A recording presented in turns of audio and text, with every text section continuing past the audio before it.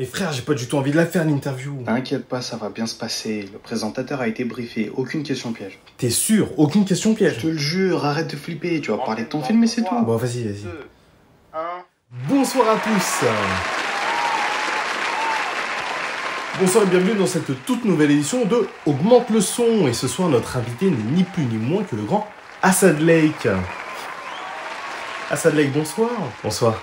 Ça va? Pas trop impressionné par votre première télé? Non, ça va, on m'a bien préparé et puis vous avez l'air cool. Et vous avez raison.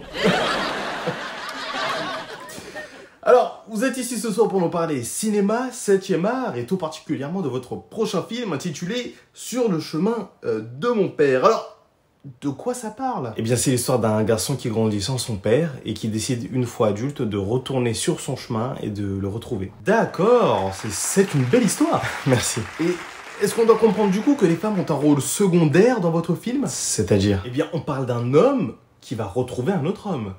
Pas de sœur, pas de mère, pas de copine, pas de femme. Pas d'égalité des sexes, en somme. Mais non, c'est pas du tout le propos. Il n'y a pas de femme en rôle principal parce que c'était pas le sujet du film, c'est tout. Les femmes ne sont pas un sujet important pour vous, c'est ce que vous dites. Non, mais pas du tout. Vous interprétez mal ce que je dis là. D'ailleurs, il n'y a pas de femmes, mais pas de minorité non plus.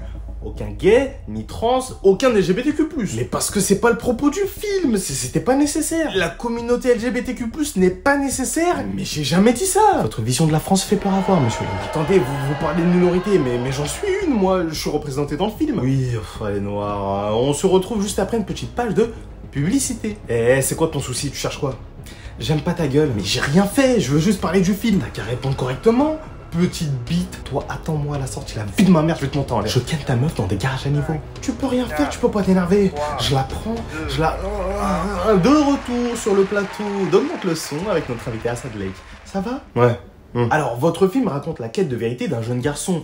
Pourquoi avoir choisi d'en faire un drame plutôt qu'une comédie? Parce que j'ai voulu représenter la souffrance du manque d'un parent et la nécessité de celui-ci à se construire derrière. Pour vous, du coup, rajouter un peu de comédie ou de romance, c'était comme atténuer le propos. Voilà, je voulais vraiment que le spectateur ressente ce que le personnage endure. Il y a donc pour vous une volonté de mettre en avant la souffrance, la douleur, la haine.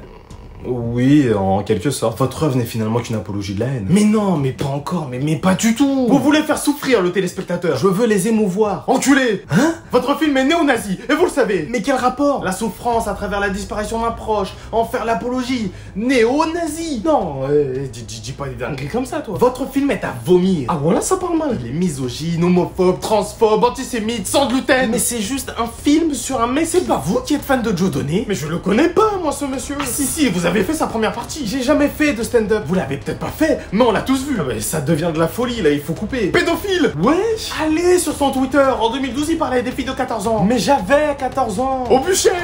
Au bûcher. Mais laissez-moi. Crève, chagne. Au bûcher. En plus, ton film, il est beau. Je t'avais dit que je voulais pas la faire, l'interview.